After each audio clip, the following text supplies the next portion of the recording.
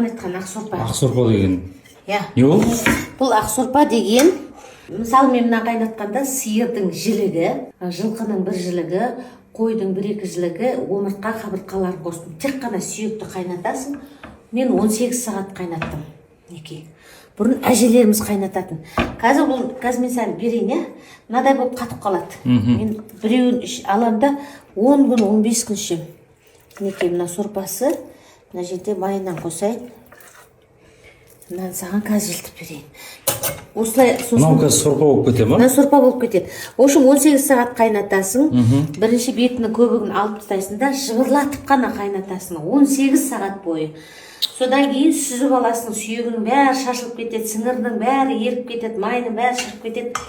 Бұл 1001 ауруға ем дейді. Баяғыда бұны әжелеріміз ақ сорпа деп айтатын. Қыстай соғым жейміз ғой, соның жіліктерінің барлығын қандай мал болса да жинайтын қапшыққа.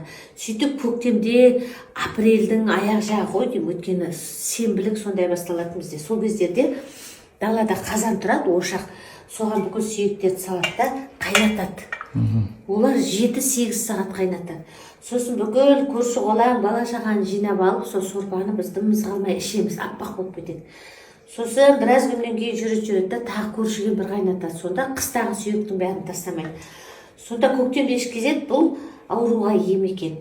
Мен үзбей істеймін негізі бұл сорпаны. Мен базардан алам. Базарда суп набор деген болады, барсаңдар. Сол 18 сағат қайнатамын да, менде осыменен толып шығады ылғи. Осыны мен где-то бір 10 күн, 12 күн ішем. Бірақ екінші рет мынадай болып қатып қалады ғой. Холодильнигің жақсы болса, қатыратын болса, морозилке салып керек жоқ. Екінші рет ысытқан кезде қайнатпайсың, қайнатуға дейін ғана жеткізесің.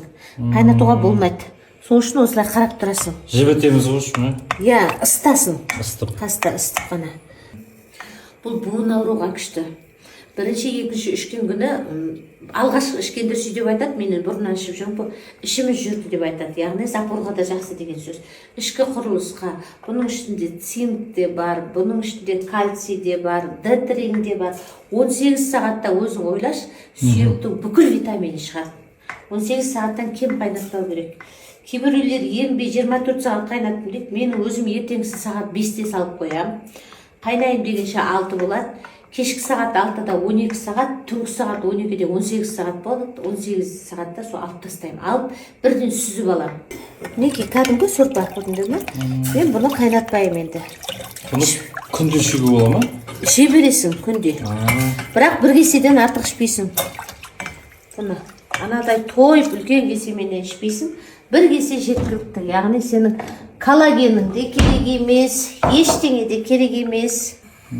Коллагеннің де керек жоқ. Сосын сорпа деген рахат қой. Әсіресе үлкен кісілерге, буын ауруларға. Осыны ішіп, көп ауруда жазылған адамдар да бар. Бізге енді таңсық емес, біз ылғи қайнатамыз. Үнемі қайнатамыз, біз үйдің қыздары да қайнатады. Біреуімізде болмай қалса, маған бер жіберші ақ сорпаңнан дейміз. Анадай қатып жатыр ғой. Мешокқа салып бер жібереді. Жылытып іше саламыз. Сосын тоқ жүресің күшті. Ал мәшік көр. Саған берейін. Қатты ысытқан жоқ мен. Көрші басқа сорпадан айырмашылығы бар ма? Күшті ма? Как раз тамағым ауырып тұрады. Рахаттан ішем ғой мен. Осын бір 6-7 күн бір жаққа шығып кетем ғой. Осы сорпаны іздеймін ғой.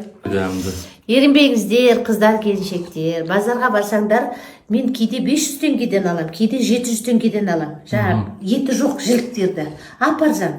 Алып қайнасаң да, көп қылып қайнасаң тіптен жақсы. Тұзын қатты салмаңдар.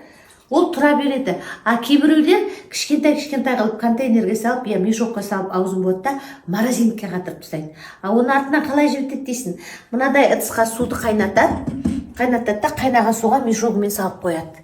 Өзі ып-ыстық болып ереді. Сөз тез жібереді де кесеге құйып. Осы мінеке, мынадай кесеменен бір кесе жеткілікті.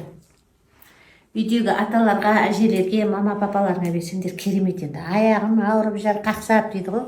Күшті әсер етеді.